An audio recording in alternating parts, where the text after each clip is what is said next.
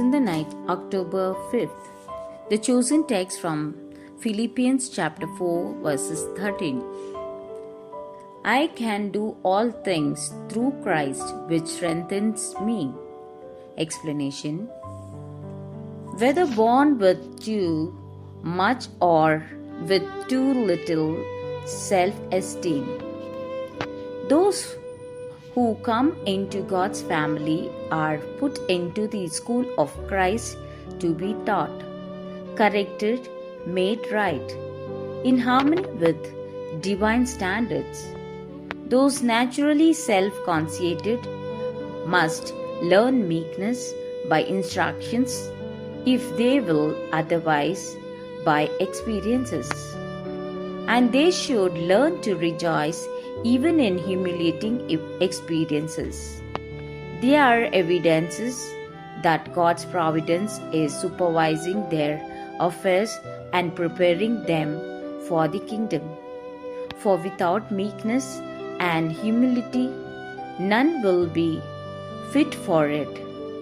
As the self-conceited must learn humbly to trust God and not rely on themselves, and thus secure balance.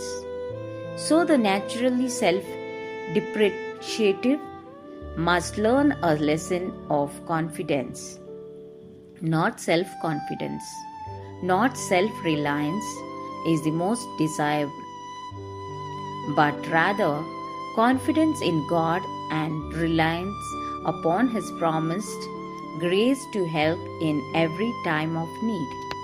This maintains the desirable humility and meekness, yet gives the courage and force suggested by the apostle words, I can do all things through Christ which strengthens me. As Paul again declares, our sufficiency is of God.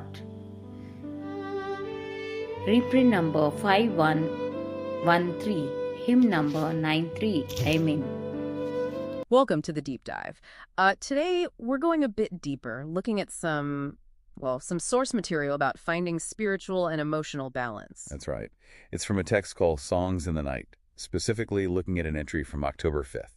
And our mission here really is to pull out a core idea about how one principle can fix two very different kinds of personal challenges. And that principle is summed up beautifully in that well-known verse, Philippians 4:13, I can do all things through Christ, which strengtheneth me. Right. That verse becomes the cornerstone here. Exactly. The source suggests that anyone serious about growth enters what it calls the School of Christ. The School of Christ. Okay. Yeah, and the idea is you're there to be taught, corrected, basically made right according to a divine standard. And it tackles two opposite problems. Precisely. It addresses folks coming in with either crippling self-doubt or way too much self-importance. Okay, let's break that down. That sounds interesting. The first group, the ones described as maybe born with too much self-esteem. The self-conceited, yeah. For them, the main lesson, the absolute essential, is meekness. Meekness. How does that lesson come across? Well, the text says it can be through instruction, direct teaching, but often it comes through what it calls humiliating experiences, if needed. Humiliating experiences. That sounds pretty harsh. It does, on the surface. Right. But the source gives it a different spin. It suggests these difficult moments aren't random. They're actually evidence. Evidence of what? Evidence that God's providence, like a higher management, is actively supervising their lives. Okay, so it's purposeful humiliation in a sense. Kind of. The idea is without learning that humility, without being brought down a peg or two, they're just not fit to move forward. They have to learn to trust something bigger, not just rely on themselves. Oh, got it. So that path is about sanding down the ego, learning active meekness through experience. Exactly. But then you mentioned the opposite group, the ones who are maybe too hard on themselves. Right, the naturally self-depreciative. Yeah. They don't have too much ego, they have too little. Their lesson is confidence. Confidence. Okay, but confidence in what exactly? Because you just said the other group needs to stop relying on themselves. That's the crucial distinction the text makes. It's absolutely not self-confidence or self-reliance they need to build. That would be the same mistake, just from the other side. What then? It has to be confidence in God, a reliance on His promised help. The grace to help in every time of need, as the text puts it. External confidence. External confidence. Okay, I think I see where this is going.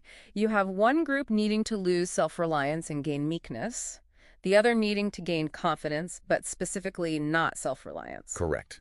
And this external source of confidence, this reliance on grace, is what brings it all together. How so? How does it bridge that gap? Well, think about it.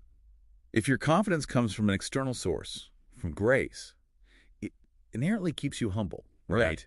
You maintain that desirable humility and meekness because you know the strength isn't yours personally. Ah, okay. So it solves the arrogance problem. Yes. But at the same time, because you know that external help is reliable, it's promised, it gives you the courage and force that the self-critical person desperately needs. They can act knowing the resource isn't dependent on their own shaky feelings. So it's confidence without conceit and strength with humility. You've got it. It's a shift from self-sufficiency, which fails both groups in different ways, to what the source calls divine sufficiency. And that ties back to the Apostle Paul again. It does. The commentary, referencing reprint 5:113 just for its own documentation, sums it up quoting Paul. Our sufficiency is of God. That's the core message. Our sufficiency is of God. It implies this whole growth process is really about learning where sufficiency comes from. Precisely. It's a customized curriculum. You're either learning active meekness by having misplaced confidence challenged, or you're learning confident reliance by having external strength offered. Okay, so if that's the goal, this divine sufficiency, it leaves us, and you listening, with a pretty practical question to consider, doesn't it? How do you figure out which lesson life or God or providence, whatever you call it, is trying to teach you right now?